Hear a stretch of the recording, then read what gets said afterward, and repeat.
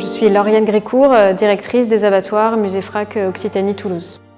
Il y a eu un vrai mouvement de rassemblement, d'énergie collective qui s'est passé à la fois durant la conception de l'exposition, déjà entre nous trois commissaires d'exposition, et aussi entre tous ces artistes qui se sont retrouvés derrière des questionnements communs, derrière des engagements communs. L'exposition s'intitule « Artistes et paysans ». Nous avons effectivement choisi exprès ce terme de paysans et non pas d'agriculteurs, car il marque une histoire du monde agricole. Et c'est aussi un terme qui a une dimension politique, puisque aujourd'hui dans l'agriculture, certains utilisent plutôt le terme de paysan ou plutôt d'agriculteur ou d'agricultrice, et que ce terme paysan fait écho aussi à des considérations écologiques d'un paysan qui fait partie de tout un écosystème à la fois humain et non humain lié au vivant. Et je pense que c'est vraiment cette idée de communauté d'esprit et aussi cette idée de cette volonté de changement, cette volonté de transformation, cette volonté de partage aussi avec les publics qui m'a beaucoup marqué durant le projet. Bonjour, je m'appelle Julie Crène, je suis co-commissaire de l'exposition Battre la campagne, artistes et paysans. Alors battre la campagne, effectivement, ça a plusieurs significations. C'est à la fois une expression militaire, c'est aussi peut-être se promener, battre la campagne, voilà, se promener. Pour moi, elle a aussi une signification qui amène la question de la violence, de battre littéralement la campagne et de ce qui se passe depuis beaucoup trop longtemps, depuis les années 60, envers et contre les paysans. Donc c'est vrai que le titre, il a plusieurs, on peut le comprendre de manière totalement différente. Oui, le fait que le musée, la fonction première de ce bâtiment, donc c'était un abattoir, forcément ça résonne avec différentes œuvres et avec le propos de l'exposition. On ne peut pas faire comme si ce lieu n'avait pas été un abattoir. Il y a même des restes avec des sculptures de bœufs ou de taureaux dans le musée. Et nous avons aussi choisi de montrer des photographies en fait, du lieu dans sa fonction première. Peut-être qu'il y a une sorte d'hommage à cette fonction première et plus qu'un hommage, aussi un projet qui vient réparer ce lieu qui était rempli de violence inévitablement. Et peut-être que battre la campagne finalement vient aussi réparer l'image et la fonction de ce bâtiment. Je m'appelle Thomas Santini, je suis régisseur et responsable technique des montages des expos aux abattoirs. Moi, à mon niveau, je vois arriver des œuvres je les vois arriver. Je vois des dossiers d'œuvres avec un certain nombre de contraintes techniques.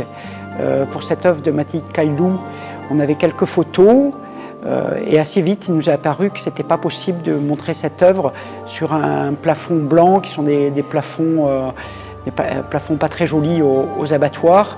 Donc à ce moment-là, on a pris contact avec ma collègue Judith, avec l'artiste, en lui donnant des propositions. Elle s'est arrêtée sur une proposition qui était de finalement mettre une sorte de faux plafond, une plaque de bois proche du plafond, et ce serait sur cette plaque que viendrait s'accrocher l'œuvre de Mathilde. Une fois qu'on avait ce cahier des charges par l'artiste, on a fait fabriquer une grosse structure métallique. Sur cette structure, on a fixé des plaques de bois qu'on a peint en noir.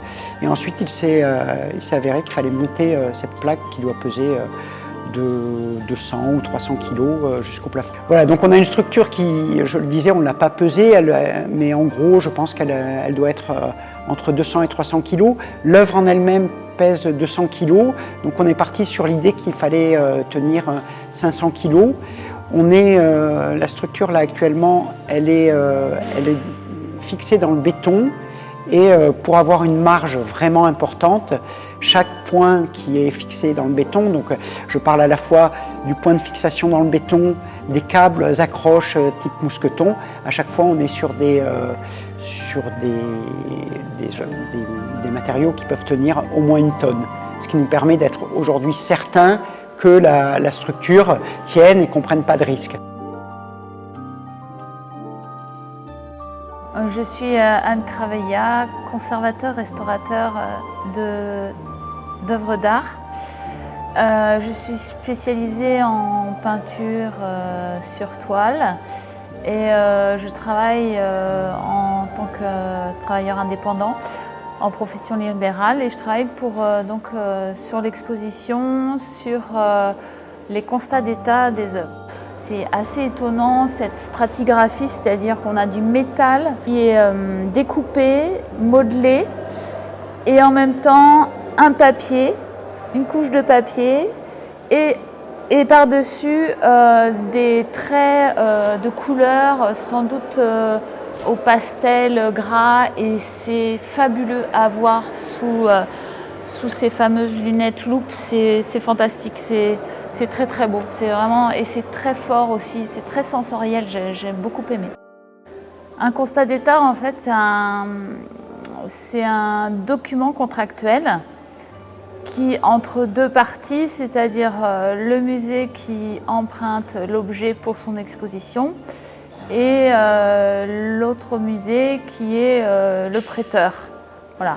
Donc on a l'emprunteur et le prêteur et le constat d'état, c'est un document qui permet de tracer l'état de l'objet en sachant qu'il faut qu'un constat d'état soit fait au départ de l'œuvre du musée prêteur et après moi je fais le constat d'état arrivé, ça veut dire intervenir vraiment à l'ouverture des caisses, s'adapter vraiment sur le moment et être toujours présent à l'ouverture des caisses et documenter voilà, l'ouverture, c'est-à-dire voir comment l'œuvre est emballée, si tout se passe bien. Et vraiment parler de l'état de conservation de l'œuvre et de voir que tout va bien. Je m'appelle Nicolas Tubéry, je suis né à Carcassonne en 1982. Je suis artiste plasticien, vidéaste et sculpteur. Une des dernières vaches à être partie de son exploitation a été la numéro 7460 qu'il avait appelée Gina quand elle est née chez lui. 7460 Gina, l'idée m'est venue parce que je filmais à cet endroit-là. J'étais en résidence dans le Lot, près des Arcs, et j'ai rencontré Michel Valetti, qui était à la retraite depuis 6 mois quand je l'ai rencontré, et qui cherchait un repreneur pour son exploitation de vaches laitières. Alors il se trouve que ça faisait 6 mois qu'il n'avait plus de vaches sur son exploitation, donc les hangars étaient vides. Depuis tout petit, en fait, Michel Valetti a grandi à cet endroit-là. Il a repris la ferme familiale. Et donc il y a toujours eu des animaux sur place. Et voilà, c'était assez important de nommer cet animal qu'on ne voit jamais en fait dans le film, qui est juste évoqué. Et dont les gestes ensuite de Michel qui parlent aussi de tout la manipulation de l'animal, le travail manuel pour faire les soins des animaux, s'occuper d'eux, enfin voilà, tout, manutention en fait. Et donc voilà, évoquer cet animal qui est plus là, voilà, c'est aussi évoquer du coup toute une activité et un questionnement sur ce que va devenir l'exploitation.